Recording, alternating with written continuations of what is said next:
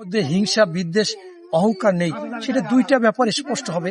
একটা হচ্ছে উনি 91 সালে যখন রাষ্ট্রীয় ক্ষমতায় আসে পবিত্র সংসদে, অনেকে বলে তার একটু ক্ষমতা থাকলে বাংলাদেশে আয় সাহস থাকবে, আর উনি সেই দিন বলেছিল যে আপনার পবিত্র সংসদে দাঁড়িয়ে প্রথম বলছে যে আমি শ্রদ্ধা ভরে স্মরণ করি আপনার হোসেন মোহাম্মদ সরওয়ার্দী, AK ফজলুল হক, আতাউল গনি ওসমানী, মুকুট বিন সম্রাট আব্দুল হামিদ খান ভাসানী, শেখ মুজিবুর রহমান, জিয়াউর রহমান। এটা হচ্ছে খালেদা জিয়া। যেদিন এক কাপড়ে 40 বছরের স্মৃতি বিজড়িত বাড়ি থেকে আমাদের নেত্রীকে বের করে দেয় খালেদা জিয়া কারো উপর আক্রোশ নেই। তিনি বলছে, হে আল্লাহ, আমি কার কাছে নালিশ দিব, কার কাছে বিচার দিব?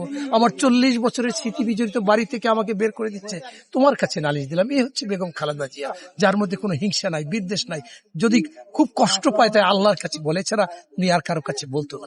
এই যে বেগম খালেদা জিয়া একজন আপসীন। আপনারা জানেন, যখন এই বেগম খালেদা জিয়া আপনার এই অসুস্থ হয়, এয়ার অ্যাম্বুলেন্স অনেক দেশগুলো থেকে এয়ার অ্যাম্বুলেন্স আপনার দিতে চেয়েছে। এটা কে দেয়, কাকে দেয়?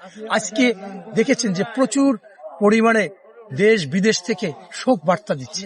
এটাই তো বেগম খালেদা জিয়া।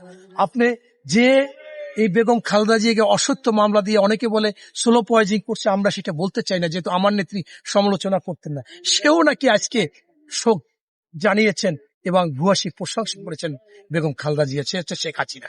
তাইলে এর চাইতে আর বিএনপির, এর চাইতে বেগম খালেদা জিয়ার আর কি পাওয়া আছে, যে সারা বিশ্বে খালেদা জিয়াকে স্মরণ করতেছে, শোক বার্তা দিচ্ছে? বাংলাদেশের আমার জনসাধারণ, সকল দল মত এবং যারা শত্রুও, তারাও আজকে জানে যে তার সাথে যে শত্রুতা করেছে এটা ঠিক হয়নি। খালেদা জিয়া আসলে আপসীন, আসলে গণতান্ত্রিক, আসলে দেশপ্রেমিক এবং বাংলাদেশকে নিয়ে চিন্তা করে, এটা কিন্তু আপনারা দেখেছেন। তাই আমি মনে করি তার সুযোগ্য সন্তান আপনার নির্বাচনে কোনো ব্যাঘাত ঘটবে না। কারণ আপনারা দেখেছিলেন, তাকিয়েছিলেন যে তারেক রহমান যদি আসে, সে হয়তোবা একটা দলকে যাতা বলবে, সে যে তাকে যারা নির্যাতন করছে, মামলা দিচ্ছে তাদেরকে বলবে, অথবা কিছু বট বাহিনী উল্টাপাল্টা তাদের বলবে। অথচ আপনারা কি দেখেছিলেন, তারেক রহমান এই বাংলার মাটিতে পা রাখার সাথে সাথে জুতা খুলে মাটি স্পর্শ করে দেশের প্রতি সম্মান জানিয়েছে, দেশপ্রেম জানিয়েছে।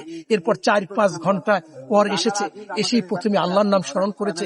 এরপরে আপনাকে বলেছে যে আমি কিছু পরিকল্পনা করেছি।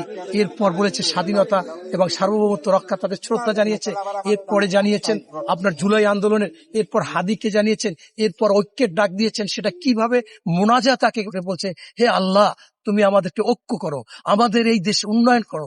এই হচ্ছে তারেক রহমান, যার মধ্যে কোনো হিংসা নাই। আপনারা পরের দিন দেখেছেন যে হাদির কবরস্থানে গিয়েছিল, সেইখানে একজন খুব কটূক্তি করেছে, জনগণ ক্ষিপ্ত হয়েছে, পুলিশ আইন শৃঙ্খলা বাহিনী ক্ষিপ্ত হয়েছে, তাকে গ্রেপ্তার করেছে। তারেক রহমান জানার সাথে সাথে বলছে, সাথে সাথে বিবৃতি দেন, তার মুক্তির দাবি করেন, কারণ এই জন্য জুলাই আন্দোলন হয় না, এই জন্য স্বাধীনতা হয় না। আমাকে সে কটূক্তি করতেই পারে, এটা তার বাক স্বাধীনতা, এই জন্য তাকে গ্রেপ্তার আমি পছন্দ করি না। এটাই হচ্ছে তারেক রহমান, তাকে মুক্তিও করেছে। তাই আমি বলবো যে এই নির্বাচনেও কোনো ব্যাঘাত ঘটবে না। এবং আমাদের নেত্রী বেগম খালেদা জিয়া, আমাদের কষ্ট লাগে, কিন্তু মৃত্যু সকলের অবধারিত। তার মৃত্যু হয়েছে, মহান আল্লাহ তাআলার কাছে আপনাদের মাধ্যমে সকলকে দোয়া করতে পারবো, মহান আল্লাহ তাআলা যেন তাকে জান্নাতুল ফেরদাউস নসিব করে।